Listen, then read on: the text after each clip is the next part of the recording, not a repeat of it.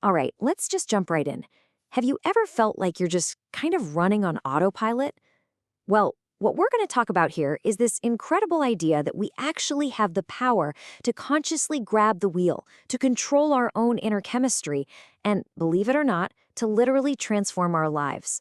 To kick things off, check out this powerful Buddhist saying. It just perfectly sets the stage, right?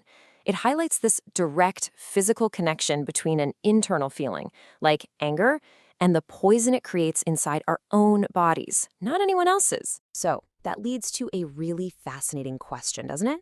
If an emotion like anger is a poison, what if all of our thoughts, the good, the bad, all of them, are either the poison or the medicine? What if we're constantly writing prescriptions for ourselves without even knowing it? Okay, let's get into our first section, the autopilot problem. This is really the core reason why it so often feels like we're not the ones in the driver's seat of our own lives. Get ready for this number, 95%. According to the source material, a staggering 95% of who we are by middle age, that's our thoughts, our actions, our emotions, is all just one big subconscious program.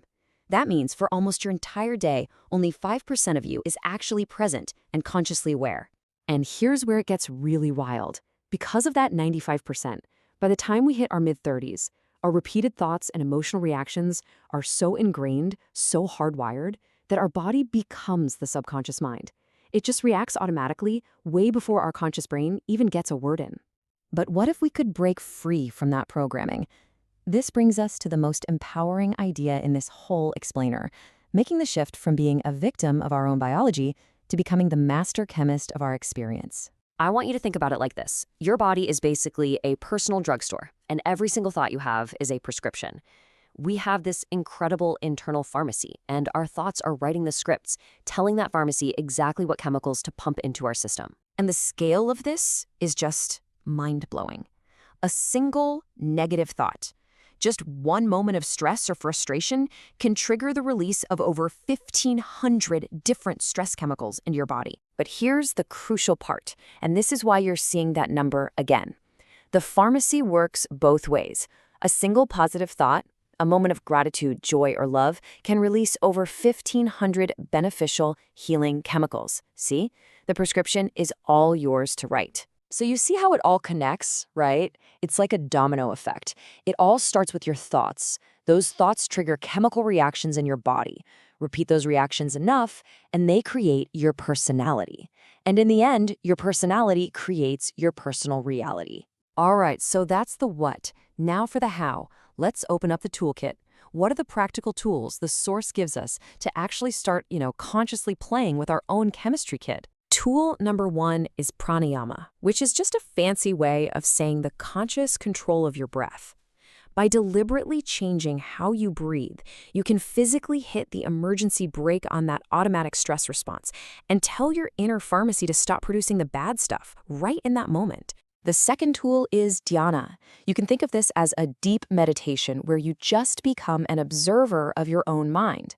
So instead of getting swept up in the hurricane of your subconscious thoughts, you get to sit in the calm eye of the storm, just watching them go by.